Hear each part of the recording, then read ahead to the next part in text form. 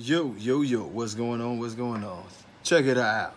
Um, you know, for years, usually I don't respond to idiots, but, for years, I've heard this dumb thing about, you know, shipping semen in lunch boxes. Now, I'm going to help y'all out on this one. I am going to help y'all out on this one. First of all, you can ship semen. This is just a little bit of a educational process. Now, sometimes you might be dealing with your veterinarian, and your veterinarian says that they don't have boxes. And I've seen that from some of the best veterinarians, especially those ones that's booming. They don't have a box to ship. Now, the particular vet that I dealt with at the time, they would tell you that what they will do is they will basically make a shipping kit. They'll use the extender.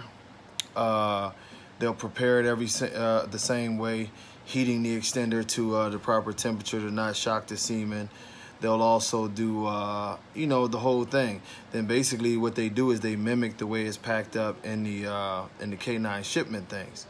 Now, the thing about this with the cooler is that many people can tell you is that if you ship semen in any of a type of cooler that's not, the normal semen shipment cooler, don't expect that shit to last for 2 or 3 days. What basically you're looking at is if you can get it there overnight, with a little bit of ice, and you definitely want to wrap it so it doesn't get frozen or anything like that. And how he mimicked it is basically he puts it in either a regular, a small cooler or whatever, and puts the ice over top of it, and usually use like bubble wrap or whatever, and sometimes a little bit of ice below it.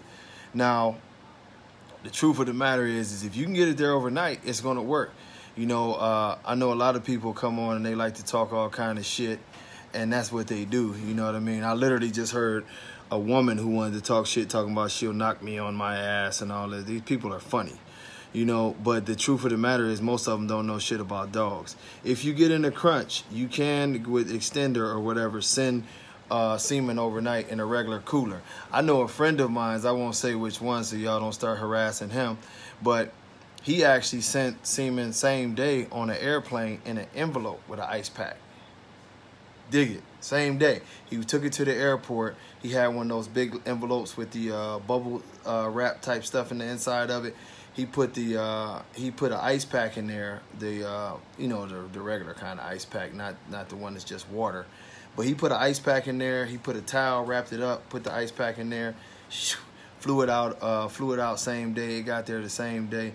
The breeding went down. The bitch had 7 puppies, and it's a well-known breeder that did it. So when you messing with this stuff in the American bully world, understand that it's let's just say in the dog world, it's way more than one way to do things. You know what I mean? You can do things a lot of different ways, just like when it comes to the, not vaccines, but the parasites, anti-parasite stuff.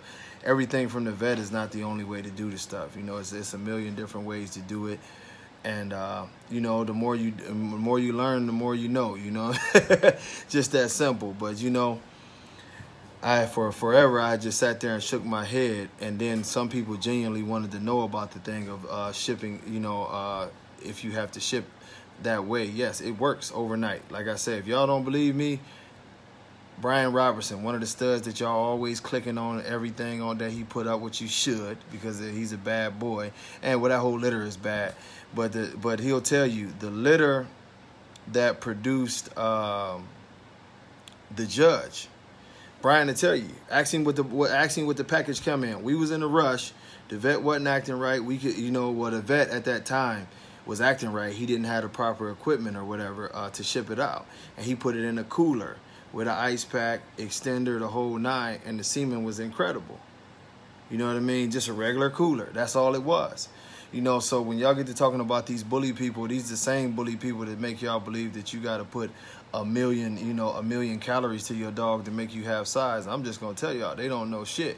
You can sip, but I will say this. I'll say this. It is not generally the way you want to send semen, This is just an emergency. If you have, even from your house, you know what I'm saying? Even from your house, you know, if you have what's generally that powdered like horse extender type stuff, or it's another one that you can use that Brian actually sent me last time, where you get it and you suck it out the, you know, you suck it out the vial. Make sure that the temperature is right there, close to 100 degrees, 98 to 100 degrees, so you don't shock the semen. You know, you get it packaged in there. Of course, you know what I'm saying? You got to wrap it to keep it. You want to keep it cool. You don't want the ice directly on top of it. But you put the, you know, you put the ice over the top of there. That package will get there, and that semen will be living. You know, you really just mimicking. You just mimicking the box. You know, when you, if y'all anybody ever seen it when it's inside the box, it's a styrofoam bottom. You drop the semen down inside the. You know, it's usually covered with a styrofoam wrap. So if you don't have a styrofoam wrap, take a rag. Wrap the rag around it, tape the rag, you know what I mean? Go ahead, put you some more towels or some bubble wrap down there, get you the ice pack, put the ice pack, you know, a thin layer, maybe more bubble wrap between there, put it down in there, it'll keep it cold.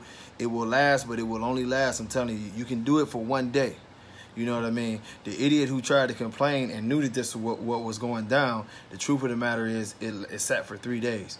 Now, when you rigging up some shit, you can't expect, even regular semen, you don't want your regular semen shipment to sit for 3 days, especially not coming out of hot places like Texas and Florida and stuff like that, because FedEx and UPS don't keep their warehouses air conditioned all the time. Not that I know of, because they always tell me if it's something that needs to be cool, it needs to go fast.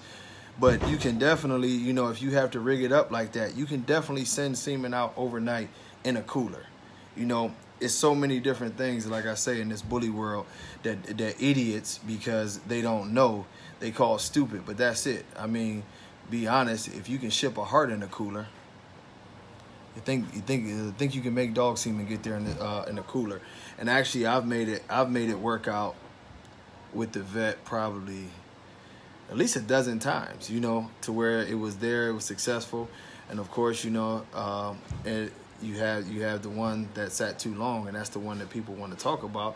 But the owner of that one, we told him that then, and he was like, oh, send it anyway, you'll take a chance that it'll get here early. All right, then it don't get there early, and the guy cries and complains. But, you know, this is something that you definitely, and if anybody's making a comment, I can't see comments, it just says people are watching. But, you know, this is definitely something that along the process that you can do. You know, somebody asked me about Oxymate, you know, to up your dog semen level. I've never used Oxymate. I've actually just now decided to go ahead and order some for the older boys. But the one thing about it is if you don't want to use Oxymate, I'll tell you something that works, that I know works big time, and that's wheat germ oil. Wheat germ oil, you can get a gallon of wheat germ oil for 20 bucks off Amazon or whatever. You know, put it on their food. It don't take them much, a couple teaspoons or whatever. Sometimes I just take the syringe and pull a few cc's and give them a quick shot in the mouth or whatever. But that high concentration of vitamin E, it works. You know, it pushes the dog semen count up pretty strong. You know, high amounts of vitamin C, like 15. I think, what is it, 1,500 a day? That's been shown in studies to work to improve your dog's semen count. So, you know, I know like sometimes we like to go by just the name brand of everything, but if you're a breeder, and sometimes, you know, shit might be more than what you want to spend. Those are relative ways that you can go ahead and do what you do. But what I tell y'all, you know, this ain't a long live, but the question came up, and sometimes I just want to hit some facts. You know, just getting home to nonsense, but I want to hit some facts and go along with it, you know, and sort of help some people out. Those are a couple things that you can do. I would tell y'all about ivermectin, but most of y'all know about it. If you don't know about it, you do some research. Ivermectin can help you with a lot of different things. Ivermectin can help you out with Demodex, definitely stops some parasites, you know. And the thing about it is when you need to know the proper dosage. Warning, warning, warning. You need to know the proper dosage. Do not give it to small puppies. You know, it is toxic. It will get them. But you know, for years, and before anybody jumps on my case, we've always done 1 cc for the older dogs, for their heartworm thing a month. and it didn't really matter the size. If the dog is a bigger dog, like maybe 110, 120 pounds, we would go up to a cc and a half, 2 cc's. Never had a problem. Never had a dog check out on us about anything. Never, you know. And one thing we did never have is we never had a dog come up with a heartworm issue. So, you know, ivermectin is another one of those things that's, you know, that if you look at the labels of a lot of stuff they sell you to take care of your dogs, you know, it works. Permethrin 10. Permethrin 10 is one of those things that, and like I said, if y'all comment, I'm not being rude. It's just whatever, for whatever reason. Maybe it's because I'm on the business page. It just says watching. But Permethrin 10 is another one of those things that, you know, if you're having a big problem with fleas, you might try a million things. I tell you the truth, if you strapped on money, and I don't want to hear you son of a guns talk about, oh, if you got dogs, you should be able to afford everything. People have hard times sometimes. Shut the hell up, man. So, you know, you go to your Tractor Supply or any of your feed stores. I don't want to just bump off the small feed stores, but you get some Permethrin 10, you know what I mean? It's usually got this little thing on the side where you squeeze it and it fill up. For a regular spray bottle, I usually do like maybe 3 to 4 of those little things that fill up, put in there and fill the rest up with water. You know, I spray the dogs down, and they, you know, usually, especially if you see an infestation, I spray them down every other day until I see it gone, and then I generally spray them down twice a week. But just using that, you'll notice that the dogs don't have any fleas on them at all. You'll totally get rid of all the dogs' fleas, ticks, and all that with just something like that. And the bottle of that is like $17 for the bigger bottle, $10 for the small bottle. You know, it's just something small that you can use to help your dogs out. You know, really in this community, like the drama community, everybody wants to act like you got to be spending top dollar to buy a bunch of shit. If you can't buy the Bully Max vitamins, go to Walmart and get a regular set of vitamins. Same shit, just a quarter of the price. You know, but people, they try to shame people so much about you know what I'm saying, whatever the stuff that you is using. It is a cheaper route, and you don't have to play like you a billionaire to take care of your dogs. It's cheaper routes, it's better ways. Safeguard goat dewormer. Instead of going to the vet and the vet hitting you for $30, $40 for their dewormer all the time, you can get you a bottle of Safeguard, you know what I'm saying, 1 ml per 5 pounds on the dog. What is it, 3 days in a row? Some people say 5 days in a row, but you go ahead and hit them with that. It'll totally clear out your dogs of worms. And now once you're doing the maintenance thing, you can cut it down to 1 or 2 days. And I've noticed that the worms don't come back in the dogs.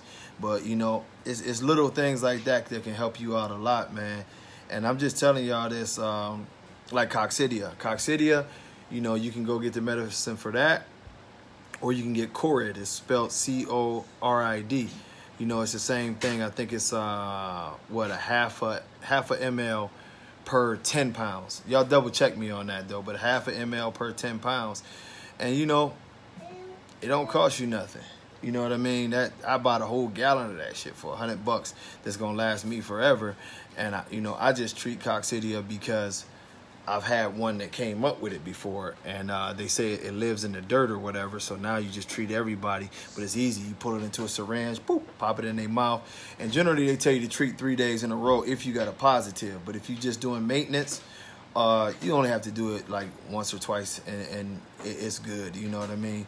But all those little things, man, you know, I like to share the little shit, you know, to hopefully help people out, you know. Some of y'all buy crazy, and don't be offended if I say this, but some people I see buying cleaning supplies where the shit is like $40 a gallon and all that. I'm gonna tell you the truth. You get you some, you know, Arm & Hammer and Gain is my favorite, but the same shit you wash your clothes with, you get you some of that, a little bit of bleach, and you put that in your bucket, it'll have your whole area where your dog's smelling incredible. And at the same time, it's totally disinfected, because I always say make sure you put a little bit of bleach in there. The laundry detergent have you smelling lovely, and it does kill some germs, but that little bit of bleach kills the rest of the germs. But that stuff is cheap. It keeps, you know, it totally kills the smells, and it works. You know, these are little things that I feel like that if, you know, you can do, and you don't have to try to impress people, you know, when it goes into the dog food. And I'm just reeling off things.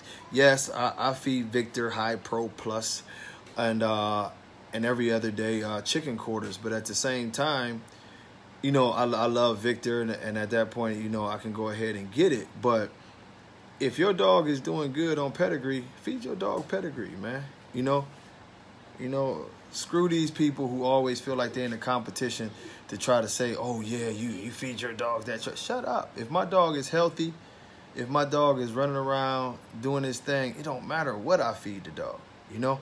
I know a guy who for years fed, Old Roy. I knew a guy who fed Old Roy for years. His dog was always bigger, healthier, shiny coats. They probably shit a lot, but they were some nice dogs.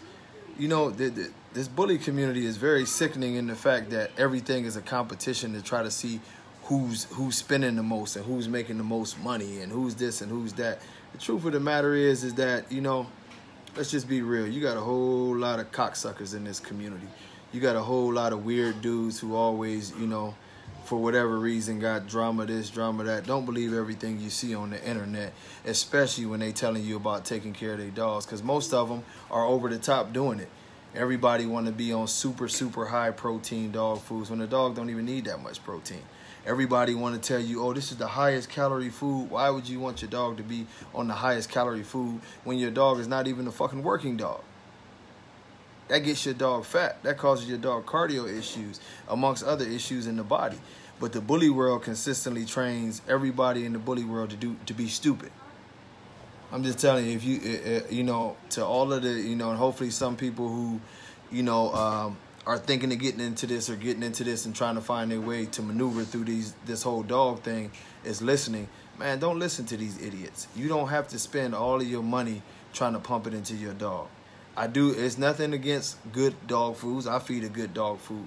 But if your finances don't permit you, and even sometimes it's not even just your finances not permit you, but if your dog like puppy chow and your dog does well on puppy chow and your dog is big and healthy on puppy chow, why would you change it to prove something? Why would you go out and buy, you know what I'm saying, a 50, 60, 70, like Merit, which is damn near $80 for 30 pounds of food? What are you proving by buying that when your dog was already healthy and living well and doing decent on a food, you know, that was a lot cheaper? Y'all in this bully world and got shit so messed up that between the nonsense, the drama, the gossip, it ain't no real information being passed down. It's just like, you know, the first day of school. Let's see who can spend the most money on their outfit to act like that you're richer than what you was, when you really could have had, you know, a whole damn year full of full of school clothes, but you wanted that one pair of shoes and that one pair of jeans to impress every damn body. And that's what the bully world is. Everybody trying to impress people, but the most impressive thing in the community is dogs and conformation, and we don't see that. You know, it's a lot going on, you know. It's a lot going on in the community, but one of the things as we restart this and as we get back into these things is that reality is that, you know, we got to get back to making it about dogs, and not just the American bully, but dogs in general, you know. Let's bust all the myths of these super, you know, expensive ways of taking care of our dogs all the time. The competitions of who got the best setup, who got the best this, who got the best that. Let's get back to the simplicity of who has the best dogs, you know. That's all it boils down to, you know. And as y'all see with some of these interviews that are becoming, some of them be coming on here, some of them be on the radio show. My next guest up, you know, on the radio show is my brother Nick Pike, and we gonna talk some dog, a little bit of everything. He goes back to the real pit bulls, and now he's doing some nice things with bullies and everything. So we'll jump on, and I got a few other people jumping on as we go along. Some of the names that y'all really know, and other people who just stopping in to say hi. But our focus, you know, throughout this whole process, that's why y'all notice there's gonna be a couple doctors on here, is to really get back to dogs and to get back to the focus of making some solid dogs. You know, now I have time. Now, you know, things are getting back on the right track. Actually, for everybody who was talking about TBKC paperwork, not this week, but the following week, we'll load the site. We'll be back to actually printing paperwork the right way. The database is complete. It's some small little, really more visual things that's being done. Some color scheme I didn't like is part of it. That's why I'm smiling. Yeah, it was part color scheme, but you know, we ready to print. But our focus is going to be like, it might not even be totally American Bully. It's not going to be totally American Bully, but our focus is going to be to get back to dogs, man, to get back to the simplicity of dogs, to get back to the small things and have people share things. It's amazing to me how many people in this community don't even know what new stock is. And some of y'all laugh and some of y'all like, what the hell is new stock? I mean, for those who don't know what new stock is, man, if you don't keep you a thing of new stock around, you're going to be kicking yourself in the ass. Because a lot of the different things that you deal with your dogs, as far as cuts, little skin abnormalities, rashes, and all that stuff that y'all run to the doctor for, and he charge you $150. If you just take a little bit of that stinky ass new stock, it's a sulfur-based paste. You make sure you squeeze the tube though, because it's got oil. You put that on a hot spot, or I even put it on the dog's ears when they get their ears done, because whatever's going on, it's gonna heal it up. That stuff is like $12 to $14 a tube. You know, it's the little shit that I feel like our community and the dog men in our community should start sharing with each other, man. Instead of always this atmosphere. I haven't even been partaking in it. I've just been sitting back and watching. And one thing about it is, as this page gets back to relaunching and we have some fun on this page, Will William, we in the lab, baby. I got to send you some pictures. We in the lab. I got to send you something. We finally getting there. And hopefully them things is here very, very shortly. But, you know what I mean? We need to get back to dogs, man. And what I'm just telling y'all is, let's share some information. It ain't just my page. Let's share helpful information on taking care of the dogs, on even breeding, proper information on progesterone testing, the importance of proper diet, the importance of proper nutrition for a whelping female. All of these different things that can help younger people, or let's just say new people who are deciding to either own a bully, own any of these breeds that are part of the registry, or want to breed. Information is everything, you know. That competition to say, you know, oh, you got to be this, you got to be that. That shit, that's part of what's killing the breed. Part of what's killing the breed is everybody in here trying to have a measuring contest instead of actually helping each other out to make incredible dogs. So, you know, we'll see how it go, man. But we're going to do, today is Friday. So I guess, you know, it looked like it'll be Monday. I'm going to get, excuse me, I'm gonna get Nick. I'm going to get Nick Pike on there, and we're going to talk some dogs, and we're going to we're going to talk a lot about the pocket to standard scheme. We're going to talk a lot about why it's issues with the pocket to standard scheme. We also going to talk a lot about the Paco blood, because that's starting out where really that's the base of damn near all pocket blood in the American community, really. You know, if you got, say for instance, if you got Gotti pockets, more than likely you got Gotti French Bulldogs or English Bulldogs. Throughout the process, the only dogs that was really broke down into being natural pockets was the edge dogs, because the Gotti dogs was on such a far opposite end of the spectrum as far as size go, that it was a quick flip over. Because when Little Row came, Little Row produced Paco, then Paco started producing these super short dogs, and the gap was too big. So the only way that the Gotti line people could really bring that stuff down was either to breed to Little Row Paco, or do what a lot of them did, and that was the inception of why you see the weird looks, the Frenchy looks. They added French Bulldogs, they added English Bulldogs, they added, you know, a lot of belly scrapers to their bigger American bullies, but it still causes the same discrepancy in genetics, where some people are trying to find out, you know, how do I really lock in a pocket gene? It's a process to it, and it's a process that a lot of people ain't gonna like the answers on, because people don't have patience. But, you know, anytime that you have dogs with genetics that are huge, dogs that have genetics from another breed, dogs that have genetics that have been dwindled down by possible dwarfism, you got a lot of different things that you're working with to try to make work out.